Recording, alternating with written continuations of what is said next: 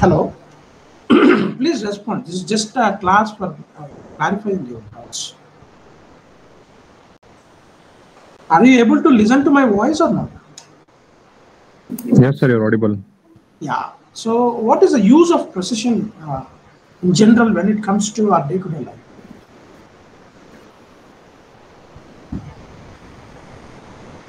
Have you understand the difference between these two? What do you mean by accuracy? Yes, sir, we understood. Yeah. So then you should be quickly able to answer it. What is the use of precision? Why we require precision? So the thing is, like when you are doing, I'll tell you from the perspective of, suppose if you become a researcher, other things that everyone wants the deviation to be very less. When how many times you does the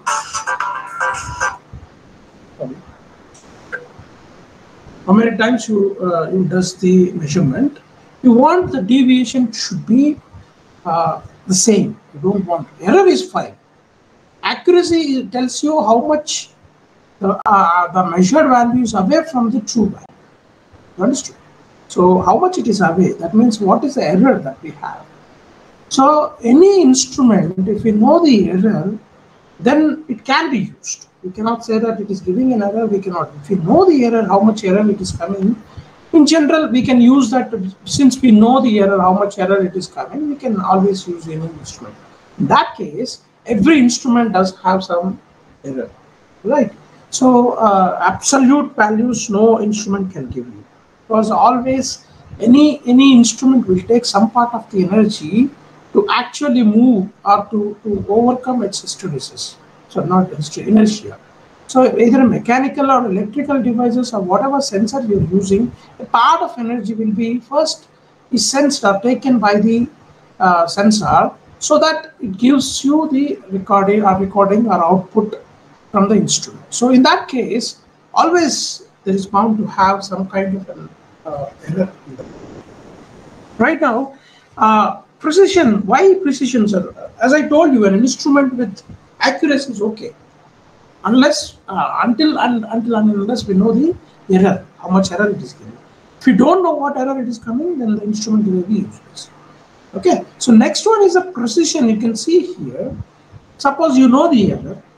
Okay, from an instrument, you know the error. But if the error keeps on varying, so that is what is precision, right? How much deviation it gives when you do the measurement several times.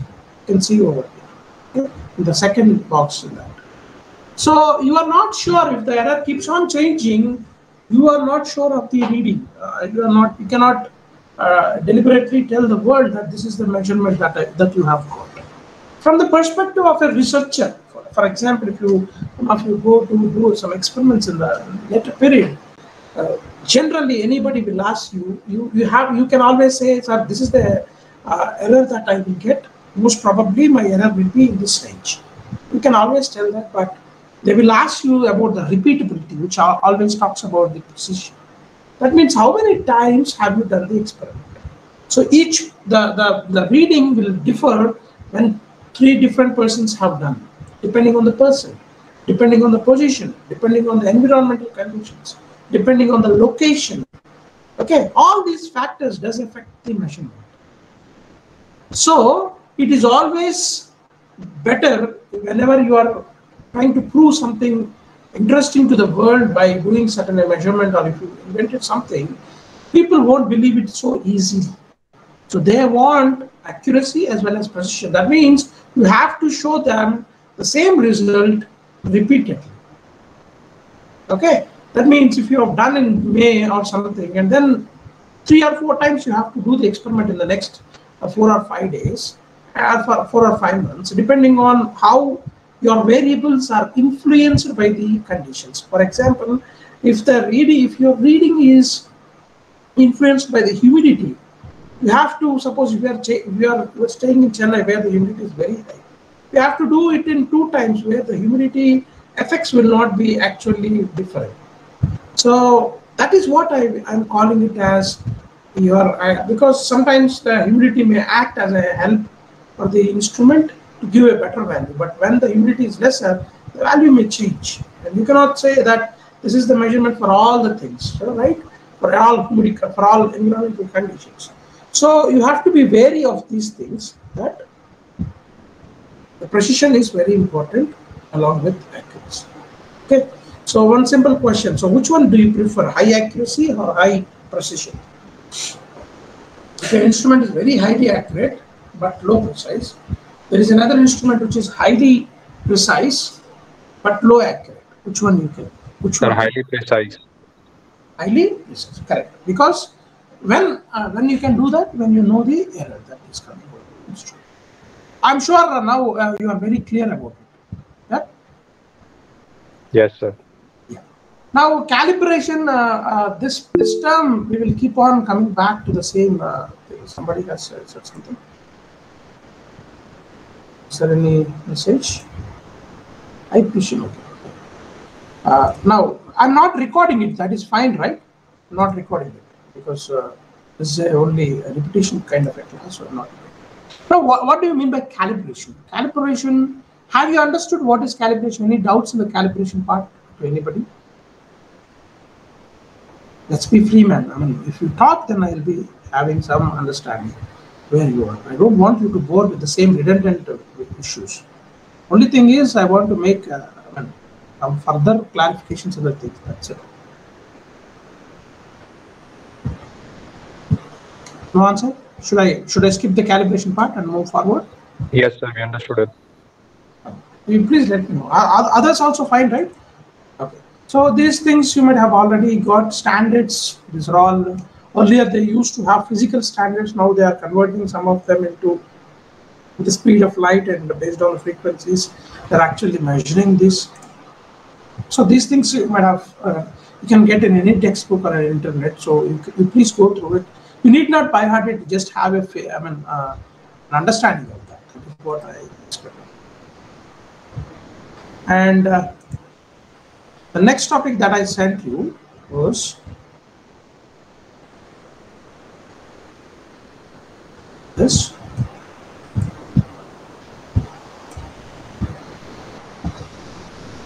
This is class 2, right? So this is the next class, huh? Yes. This is what I sent you, or any other thing? No, sir. There's one more thing before that. Yeah, I will show. I will show.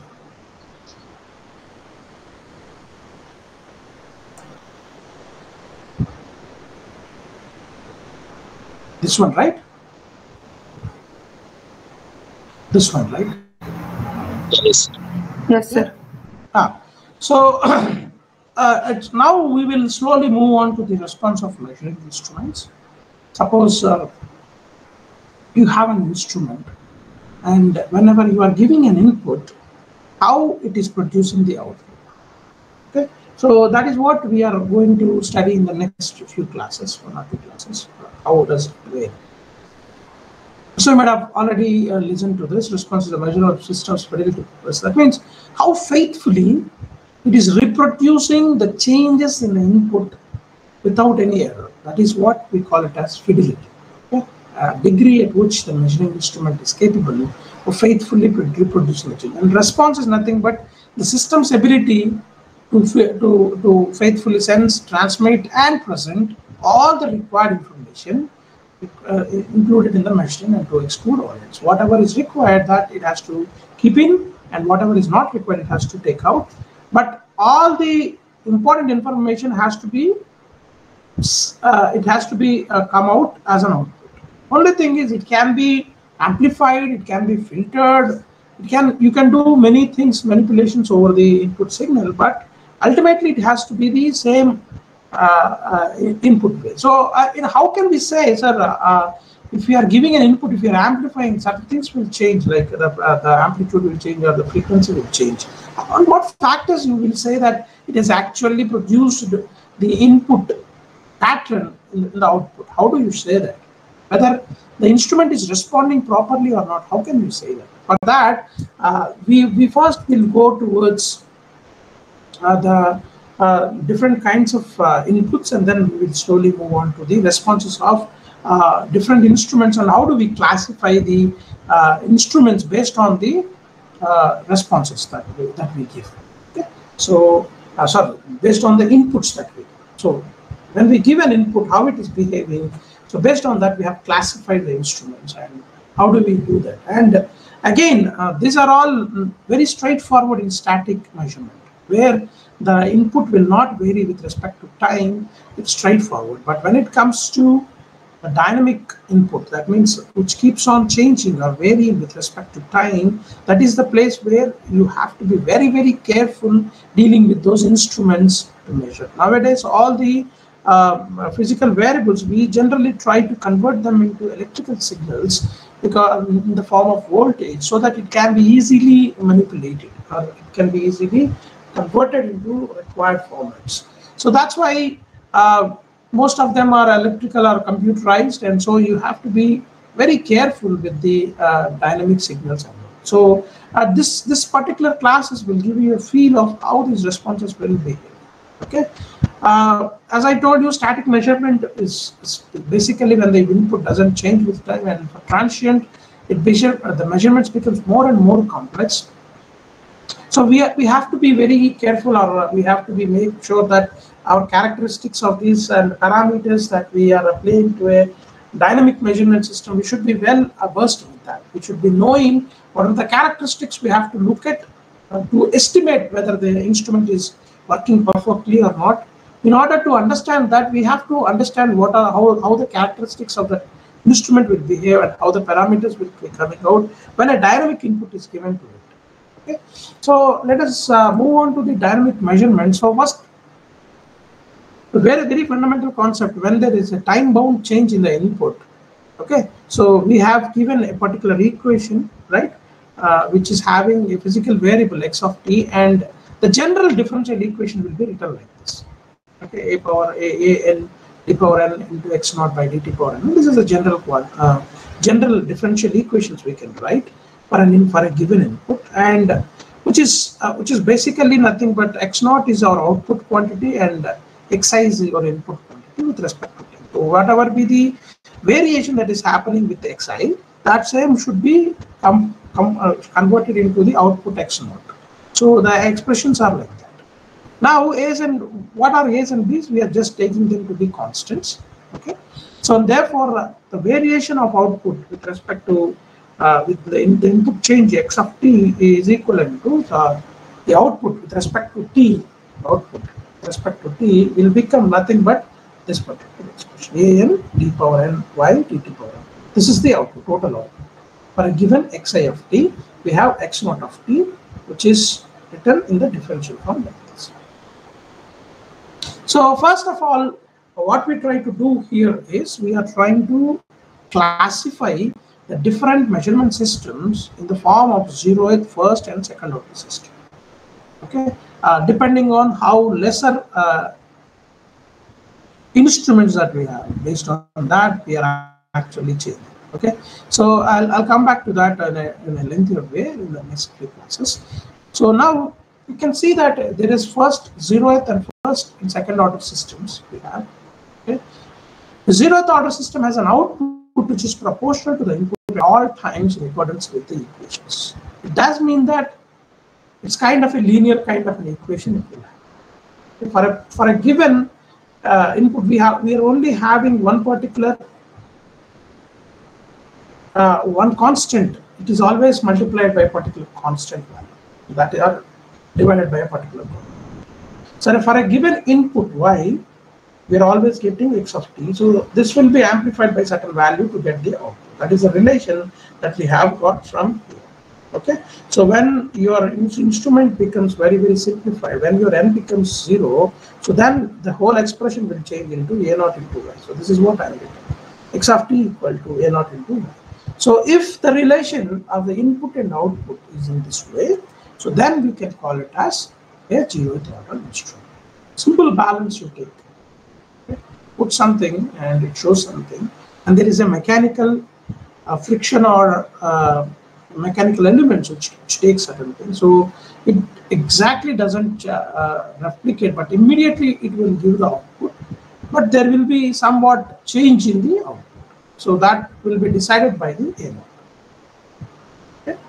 In simple terms, if you want to understand. There is no complications in a simple measuring instrument. It's a simple balance We don't have too much of a variations. Only thing is, whatever 1 kg you put, it will show you either 998 grams or 1.1 grams or something.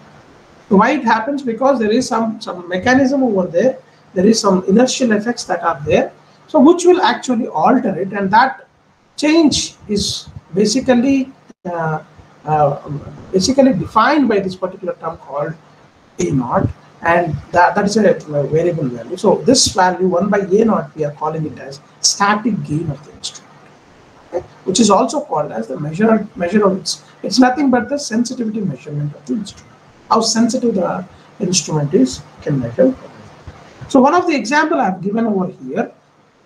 So we can take a wire strain gauge in which we have a strain gauge where when you send current through it, the electrical resistance of the wire will develop, and based on that, your change in the wire will happen, because when you send current through it, what happens is there will be resistance, and because of that there will be some heat, and because of that there will be some change in the body. So when the change in the length is directly proportional to the resistance, so based on that we will do a measurement. Okay, so this is one of the example. So all the instruments behave as Jared when they give a static output in response to a static input. So they're all mostly zeroth order systems which have static output in response when we have a static input, like a step input or something. So second one is first order system, because we are depending on n is equivalent to 1. So based on that, we are having from the basic equation, when it's equivalent to 1, these things will go away, and only this particular two terms will left over. A1 dy by dt plus a0. So that is what we can see over here. So now when you write that expression like this, so x of t by a0 equal to a1 by a0 plus a0, we're not going to get cancelled anyway. So where we have an interest.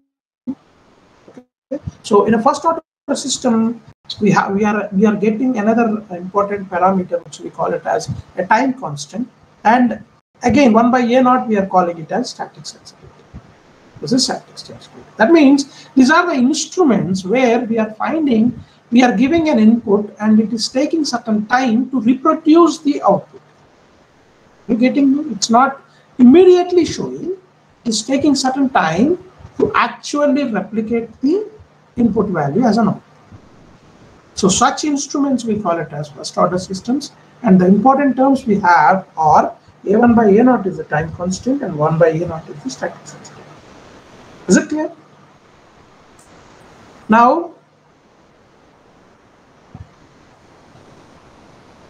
the second order system, again we will have the second order system as the equation. From the equation, when you put n equals to 2, you will get that expression. So as it is explained in first order systems, there is a time delay in the response to the changes of input.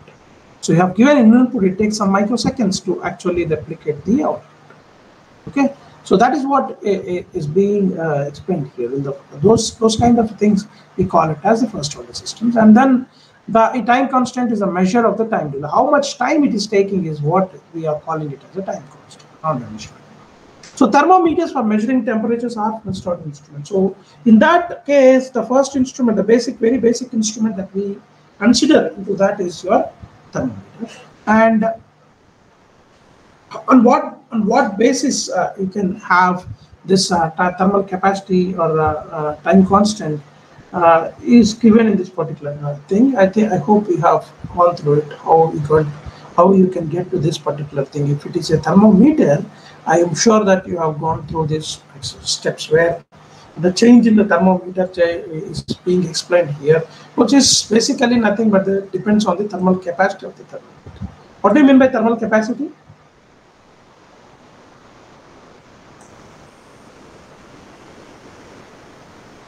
Anybody? Sir, amount of heat required to raise the temperature of a body. By what?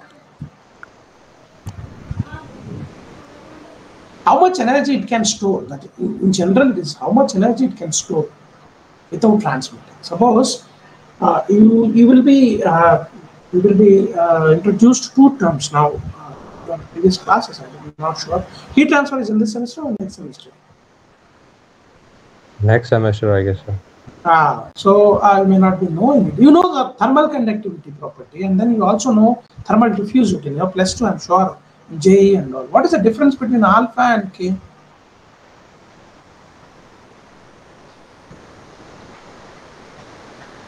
Alpha and K you will be using, no?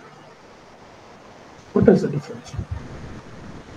Alpha means thermal diffusivity, which is defined by K by rho Cp. Right. So now K is basically, thermal conductivity is basically how quickly the material is able to transmit the heat disturbance or the energy to pass through. Okay, so that is basically your K. Whether it is stopping the flow of heat or it is actually allowing the heat to flow continuously. So that is basically your K. But again, alpha has come. What is alpha here?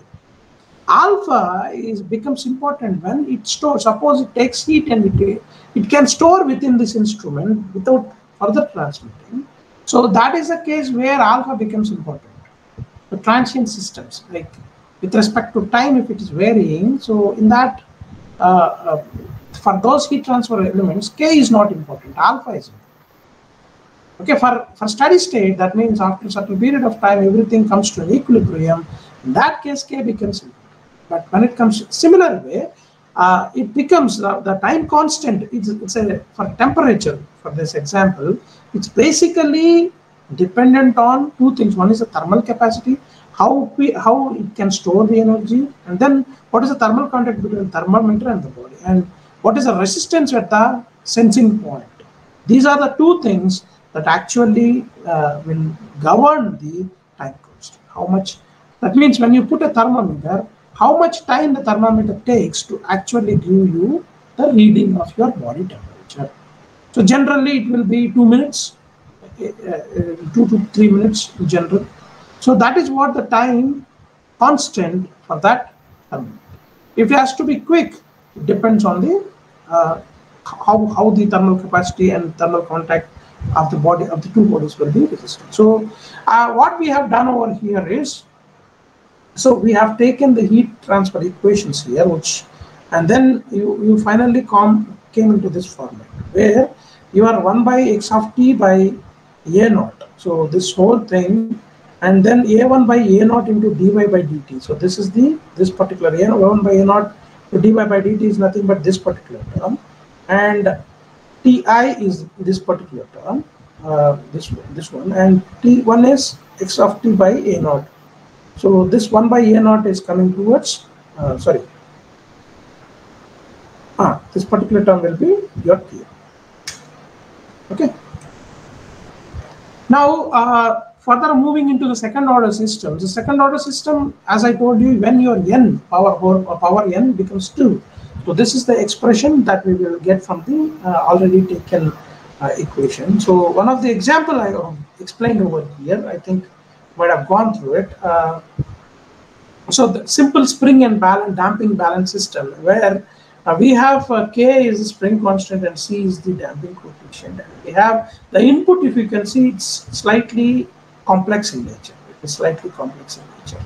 So these systems this involves what this particular things involves is the force input function we are converting into displacement function. Correct.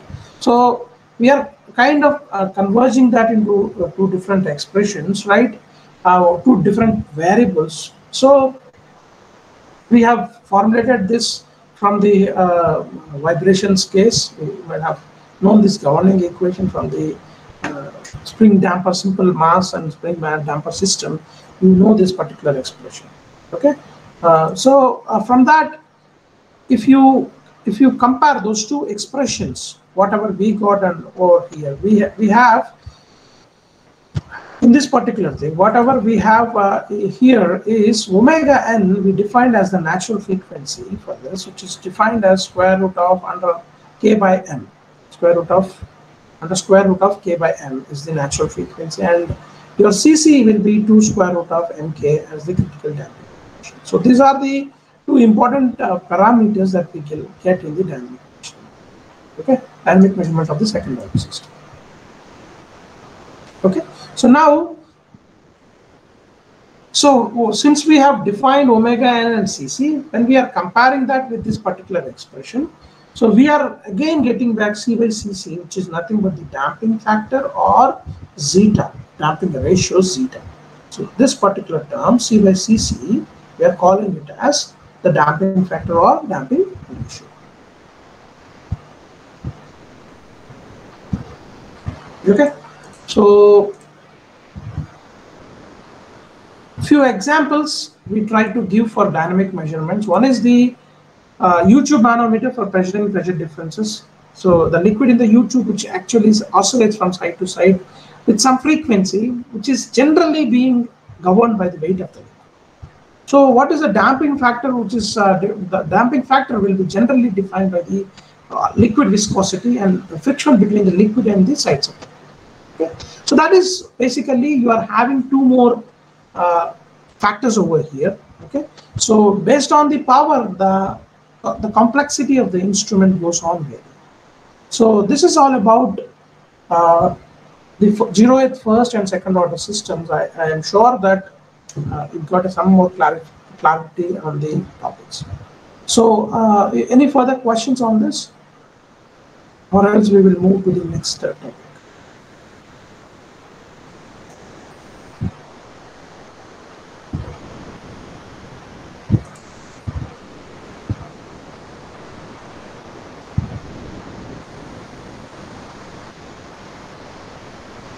Okay, it's already 11:58. Just another 5 to 10 minutes and close, right?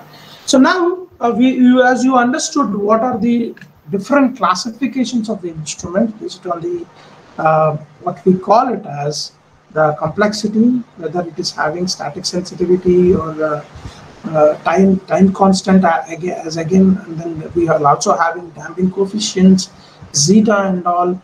So based on that, we are actually classifying the measurement systems, right? And then those are mathematical models what we are using.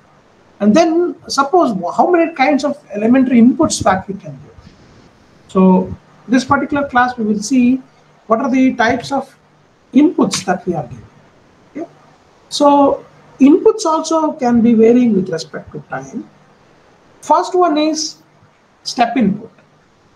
Okay, step input. So you may ask, sir, this step input is not a static input. Correct, this is a static input, but at time t equal to 0, it is 0. But as your time goes on increasing, so you initially at time is less than 0. For example, here, it is, the input is not shared. Oh, I haven't shared it. Sorry.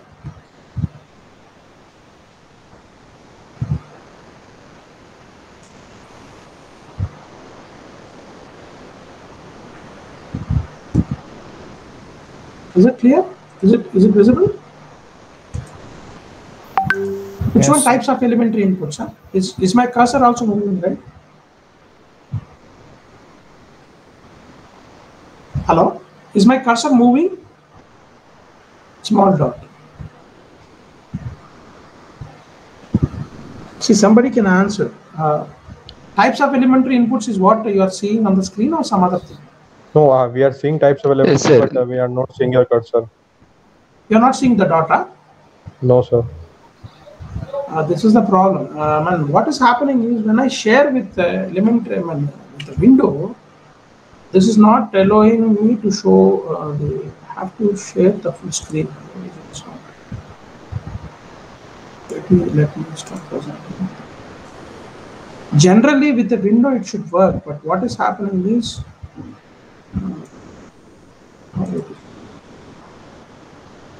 share the complete screen.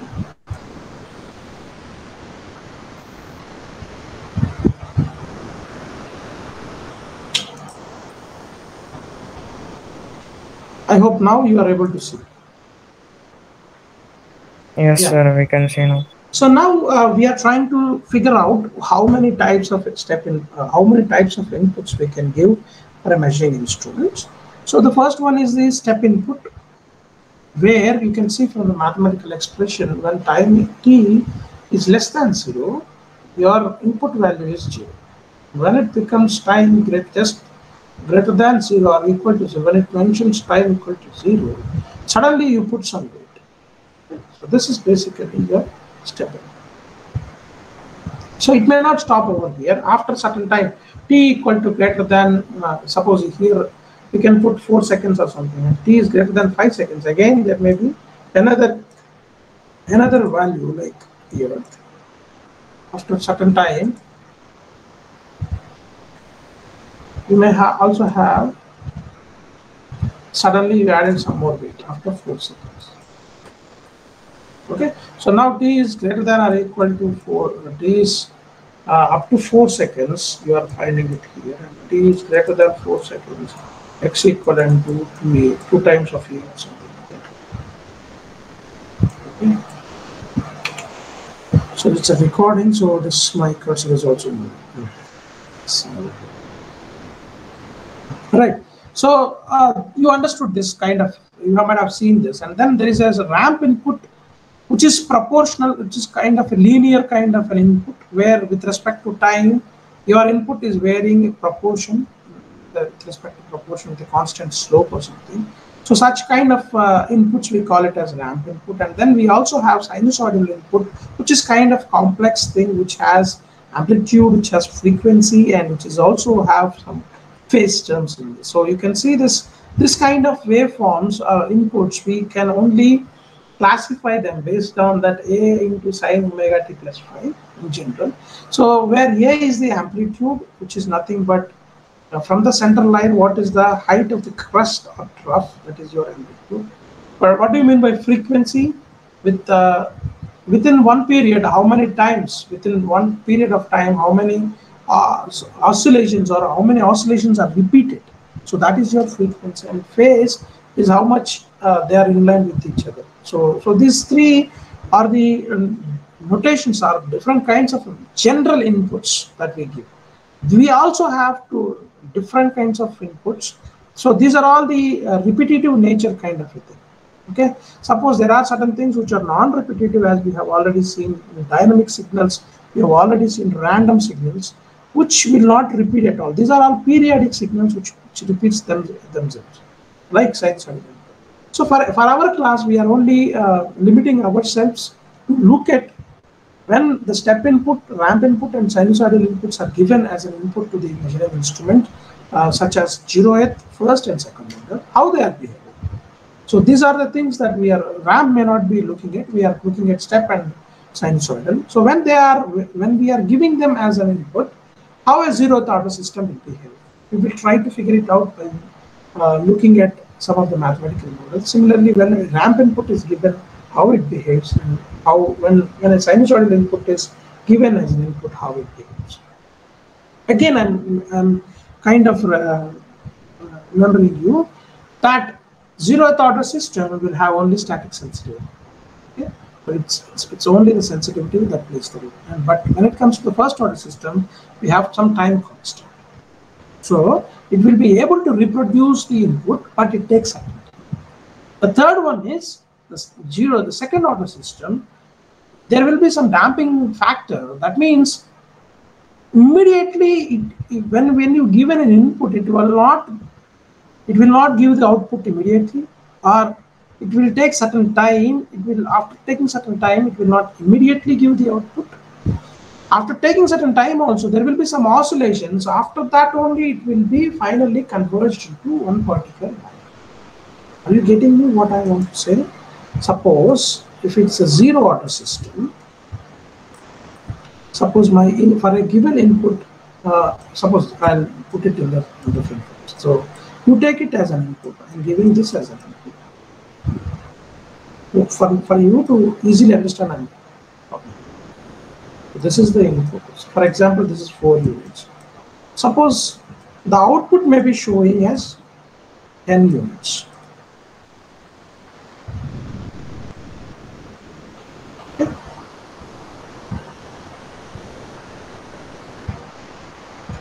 So we have amplified the 4 units to 10 units. Clear? So this basically, it will immediately sense and it will immediately give. Only thing is it has changed the value, amplified or reduced the value by some value. or it can directly produce 4 units, whatever it may be. But immediately the value will come. This is 0 order. When it comes to first order, we have given a signal like this. Just for your understanding, just don't take that this is the only signal. Again, it may be any signal like this or something. That's why we are discussing about the inputs. Okay, this may be this input or this may be this input. Okay. For a first order system, what happens is it takes certain time, then it gives the value. It measures, but it takes certain time. Okay, this is the time taken, time constant. But it produces the output as similar to this, but there is a time lag. So this is the behavior of first order system.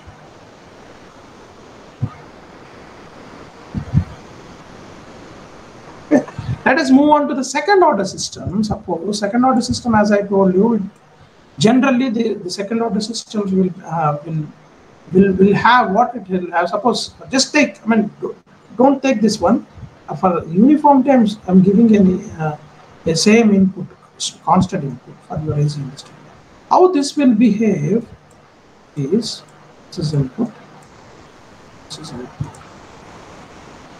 This kind of behaves like it takes time constant, and then there will be a vibration.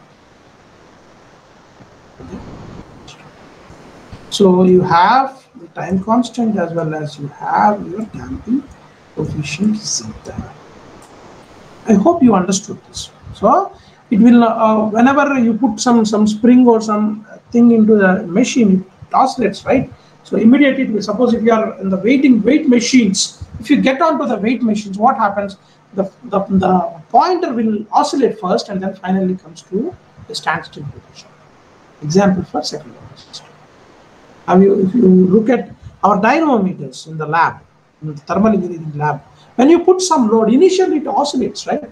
The pointer oscillates. After that, it becomes steady.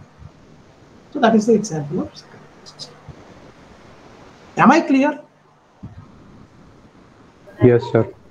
Yeah. So now we will see how these instruments or this kind of ordered systems, how they behave when I given. So these are all for your easy understanding. I am not saying that for a step for the same input it will behave like this exactly. So that is what, when I give a step input like this, how it behaves, that we are going to see. Just for your understanding, in a nutshell, I want to tell you what we are going to study. That's why I have explained this. Clear? So now we will see what can be the response to change of input. So when we have a unit step function, so the value is initially 0, and at time t equal to 0, a time greater than or equal to 0, the input has changed to 1. So all of a sudden. So since it is 1, we call it as unit step. It may go also to 2, then it will not be unit step. It's a step function. Okay, so for this kind of a thing, how our instruments like 0th order system will behave, and first order system will behave. So those things we will see. Okay, so now, as I told you, in a 0th order instrument, you can clearly see over here that the expression is y of t, it is the output, y of t, the output y of t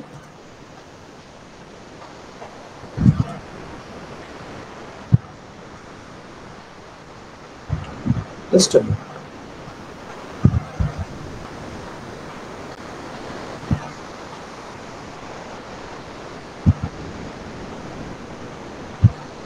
That is not the cursor that I am moving, so don't worry. The recorded thing. So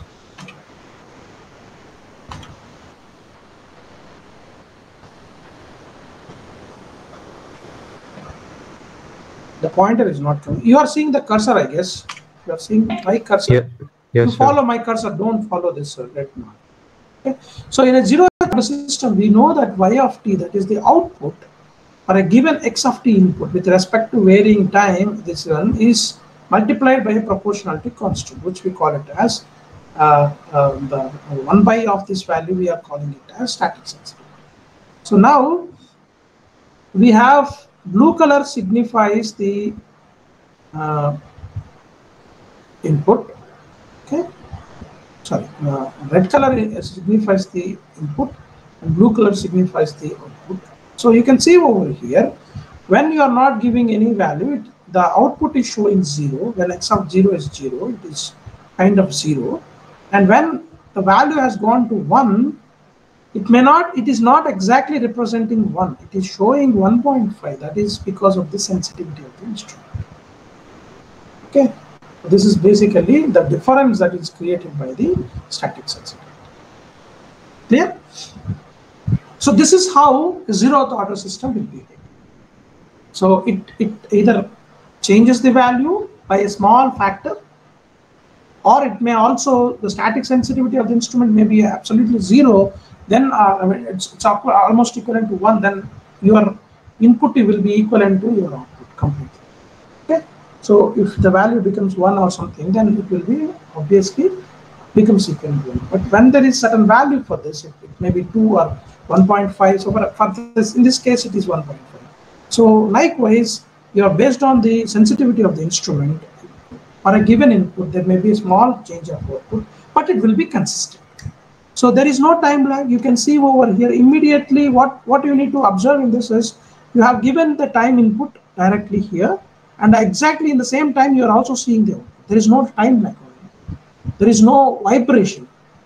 Whatever you put, immediately it is coming.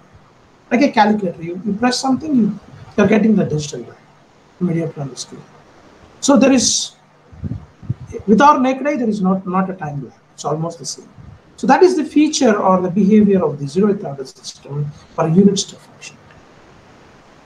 Okay, so when it comes to the first order system, for a given step input, unit step function, how it will be? Okay, so you already have written this expression, x of t equivalent to x of t by a naught equal to 1 by a naught dy by dt plus y.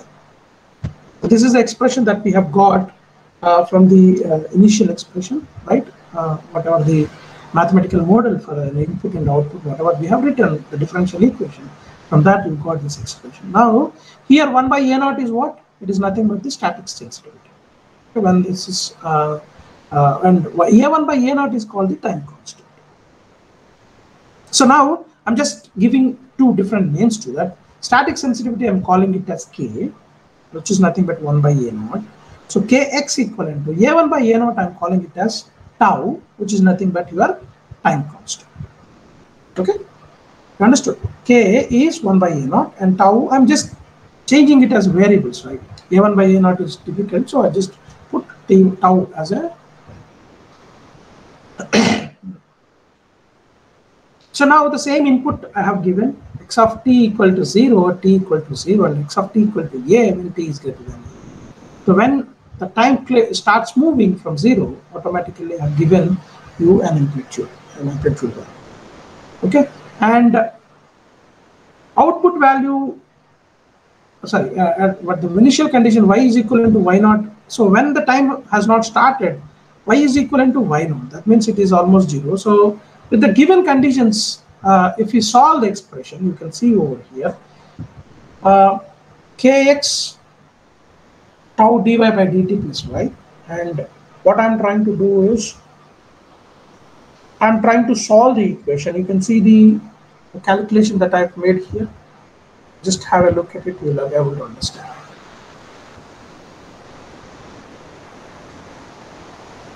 Okay, kx minus y, I have taken minus y, and a tau into dy by dt is there. So I have done the separation of variable kind of a thing over here and integrated from 0 to t and y naught to y, because it is initially at time t equal to 0, it is y naught, and for a time I'm trying to find out what is y.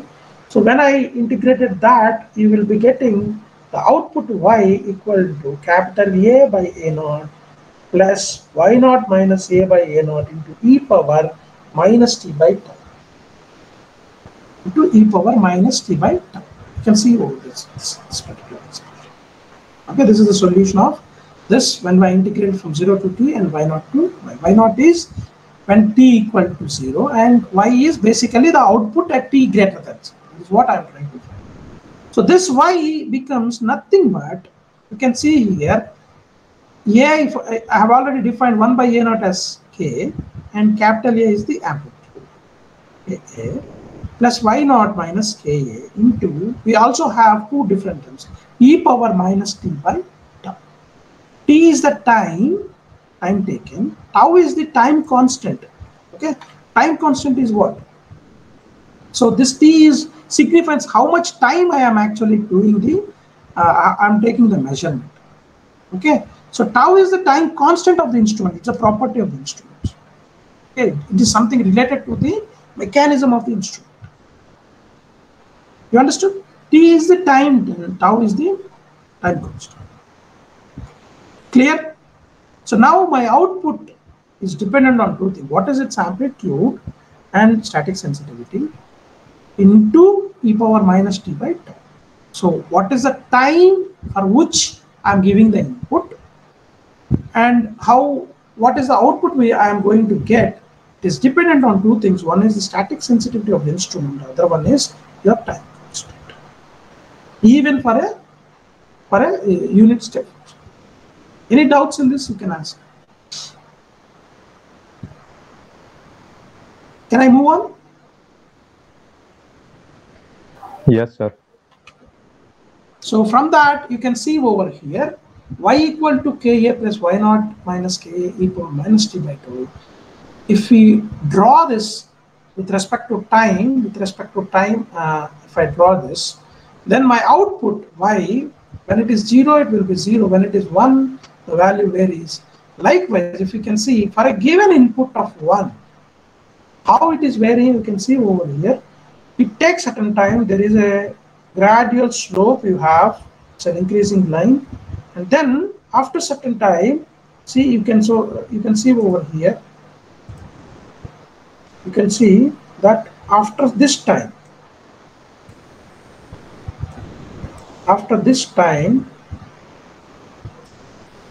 t equivalent to 10. After this time, it's giving the input. Again, you may ask, sir, what is this difference? This is nothing but your static sensitivity. Because of that, this value has changed. And this time constant is basically, if you remember the same thing for a zeroth order system, what you got? You got immediate. There is no time lag. 1.5, 1. The same instrument, if it is complicated more and if it becomes a first order system, you can see that there is a time lag, but ultimately it is giving the same. We have to wait for some time to get the. So that is the funda on this particular first order system for a rampant. Okay. As I told you, the first one on the right of the value output that will obtain for large one is called the steady state response of the system. This is very important. Okay, so this is the exponential decay time represents the transient response. So you understood? So if this time is becoming equivalent to tau, so that means whatever the time constant of the instrument, if you are waiting for the time constant of the instrument, so t becomes tau, then this term will disappear. Only this particular term will be there. Okay, when t is greater than tau, what happens? This value is more than this particular value. So it becomes a steady state response. Steady state means it will not vary. If you go and look at this particular term here, you see, this is not varying with respect. As your time goes on increasing, your value remains constant. So this, we call it with respect to time, there is no change in the value with respect to time, then we call it as steady state, right? At a particular point. So it remains steady. But if you want to have the non-transients, that means from 0 to wherever it is varying, if you want to understand the fundamental behavior of the transients, then the term that helps you to estimate that is the second. So this is the y0 minus ka e power minus t by 2. So what kind of questions you can expect in the exam? I'm telling you up front. So you can expect the questions like, suppose I have a thermometer and the instruments tau I will give. Okay, so the instruments time constant I will give as 4 or something, and then I will give you the amplitude, and then I will ask you to find out in this particular time, suppose in 2 seconds, what is the output value for a given. Okay, you have to calculate. Suppose if it goes beyond the time constant, suppose 10 seconds, you can blindly say that k into a will be r. Okay, so that is basic response of the first order system for a unit step function. So suppose if you are designating the steady state value k into a as y infinity, that means the long time, since it will continue for a long time, so the ka term we can call it as this one. So then that expression will be nothing but y minus, this is very important, y minus y infinity by y0 minus y infinity by 2 e power minus t by tau. Same thing. Okay, ka I am taking it as y infinity because ka is nothing but, let me go back. This term you can see here, this k into a is nothing but I am taking as y infinity because it is not varying and it is the output we are getting for a long period of time. So this k term, steady state term, I am taking it as y infinity. Then this expression will be converted into this non-dimensional y, which is the output with respect to time. So what is this y? At what time I want to find out the output. So at a particular time, what is the output given by the instrument for a given unit step function? I am repeating it again. I have an instrument. I'm giving an input over here. Okay, input I'm giving some, let us say some x, which is varying with respect to time t. Or you take for the in our case this is step input, so it is suppose 1 unit or something I'm giving. Okay, and your time starts once you give this. Your time starts from 0, 1, 2 like that, 3, so on. Okay, so your time constant will be there. So for example, it is 5 seconds. Let us say time constant of the instrument a1 by a0. Okay, this is this a1 by a0. Sorry.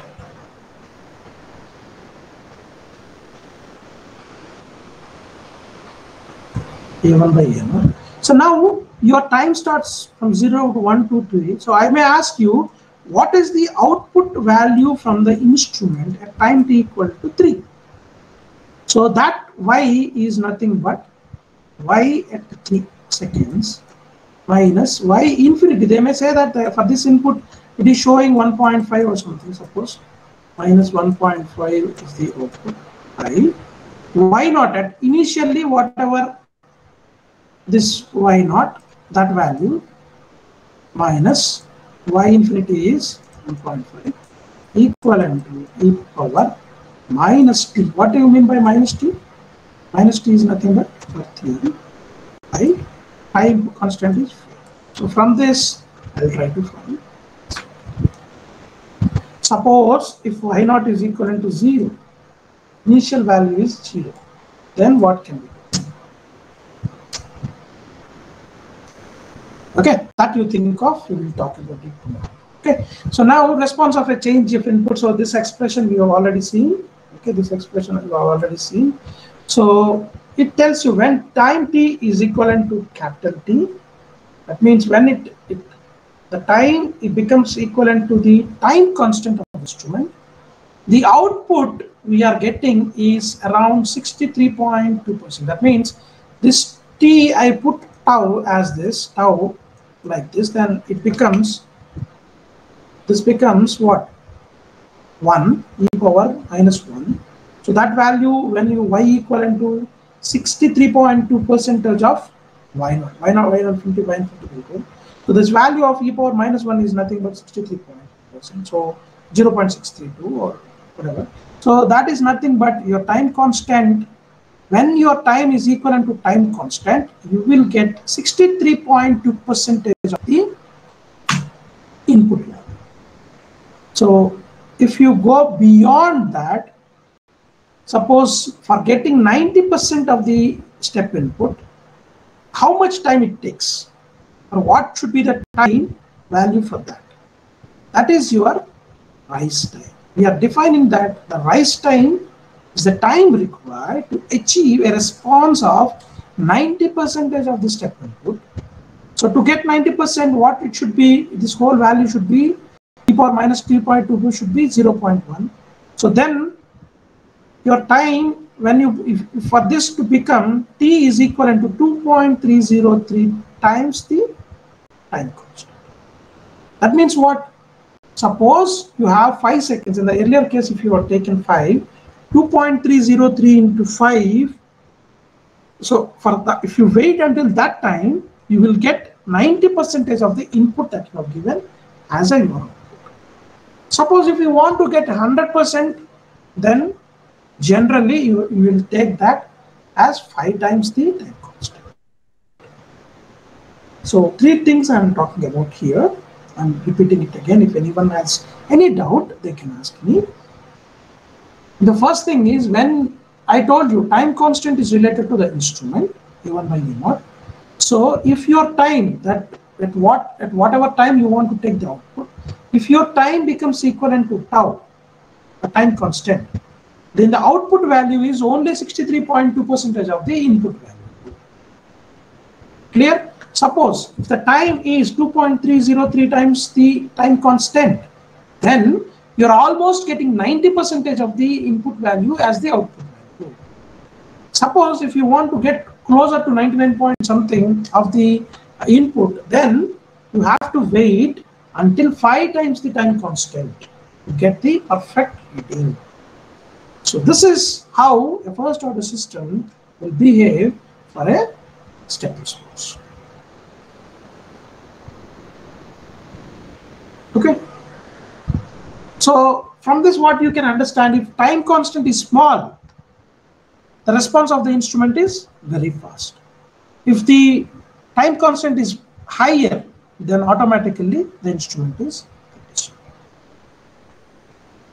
So systems which exhibit first order behaviors, they generally have 2 things. Now, when you split it into these things, you can understand that what can be the reason for this. We generally have 2 things. One is the storage and the other one is dissipation capabilities. Okay. For example, like electric capacitor discharging through a resistor. Capacitor, what it will have, it can store energy and it can pass through it, right? So similarly, what you can say from this is, generally first order system will, in zeroth order system, there is no storage, it just dissipates. In first order system, you have a storage and a dissipation. So because of that, you will have this time constant. So the time is up. So I'm stopping it here. We have a few more slides. We will do that in the next class. So I'll be happy to answer any questions if you have. I hope things are clear to you. If anything is there, you can ask me. Those who doesn't have any doubts, they can leave.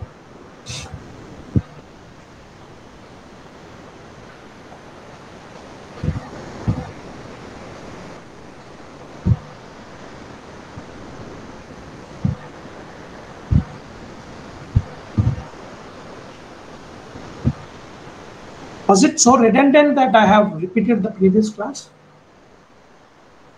As you have clearly understood, and sir, you already taught these things in the asynchronous class. So what was the use of that?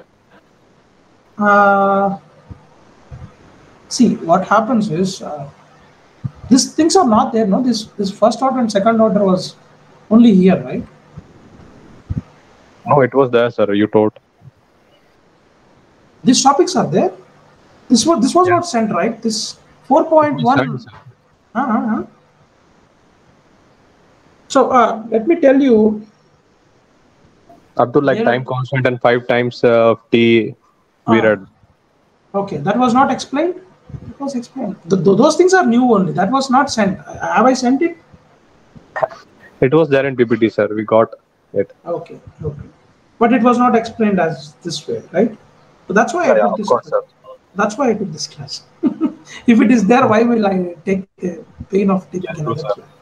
So is it? I hope it is useful then, right? I'll be happy with it. Yes, sir. True, sir. So mostly I'll take synchronous classes. I mean, I was away from the station actually, and my network was not that good. And I don't want you people to feel that there was no class or something. So sending information upfront is also fine. So what happens is you will learn certain things. You have so many doubts, and then when we come to the class, we discuss that. That's the best way of teaching, according to me, rather than one way of teaching. Say I keep on putting so much of information, and since you are not in front of me, you may be moving, you may not, because after a certain time you get bored, and these things will always play a role. That's why this mode is called as flipped class model.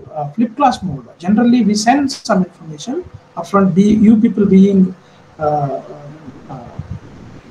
qualified people. I mean, qualified means you are chosen people from the lot. So you are expected to grab certain things, and then you are not completely understanding certain things. And those things, when we discuss, it becomes pretty clear because you have a doubt and it gets resolved. That is the best way that will stay in your memory forever, and you will not forget that.